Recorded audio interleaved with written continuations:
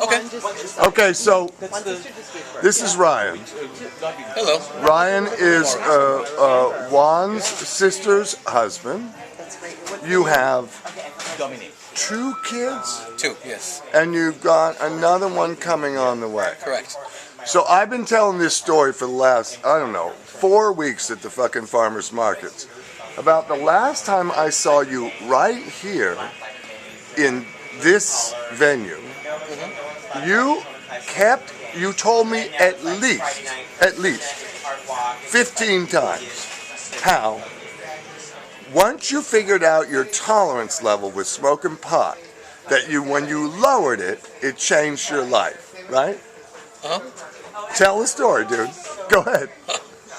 Go ahead, Ryan. Once I figured out my tolerance If you're not comfortable with it in the final cut of the documentary, we can cut it out. Okay? Sounds fair enough. All right. Where do I start? I mean, You tell me the goddamn story you told me 15 times last time we were here. I'm trying to remember. Last time I was pretty high when I was talking to you.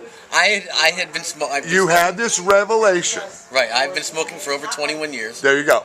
And I had finally come across a plant that was stronger than what I was used to. Right.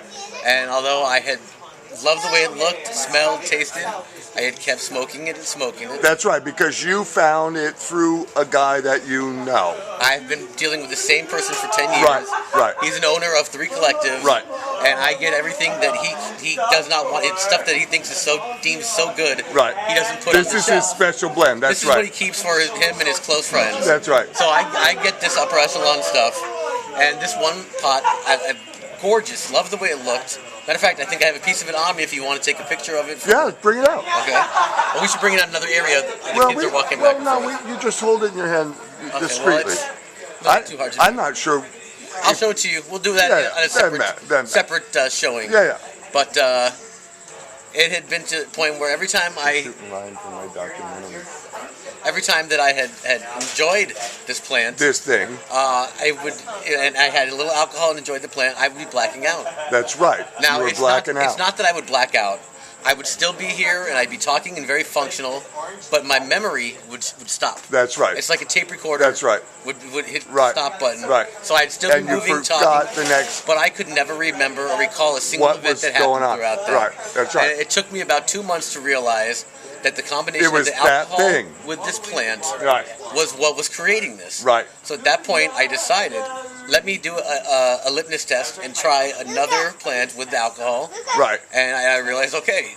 Next morning I woke up and I completely remembered everything. Right. And from that point on, I decided that I will only, when I drink, smoke anything other than this one plant. Oh, I thought you the story was that it was like limited to like maybe one attempt or something. Well, not even one singular toke was with gone. any alcohol, and I tell the story about how you got in the go-kart or in the buggy or something and rode around the block and tell that part of it.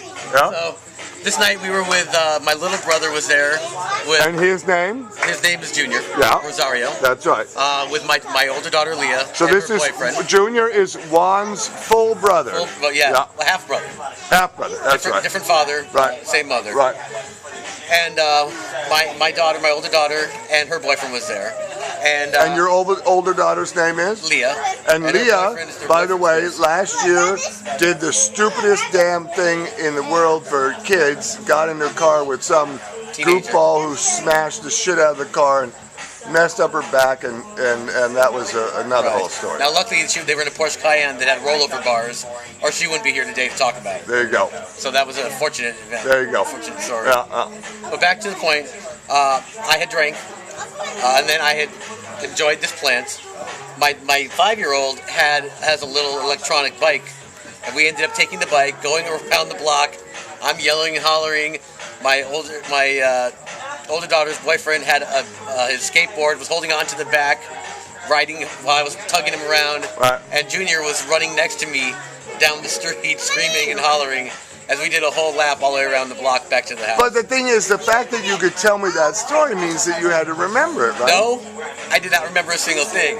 Who told you the story? I had video footage from my buddy who was running behind us. That's funny He as went hell. about 3/4 of the way around, Really? and then he quit. And That's stopped. the only But he- way you remembered it. Otherwise, I had no idea it happened.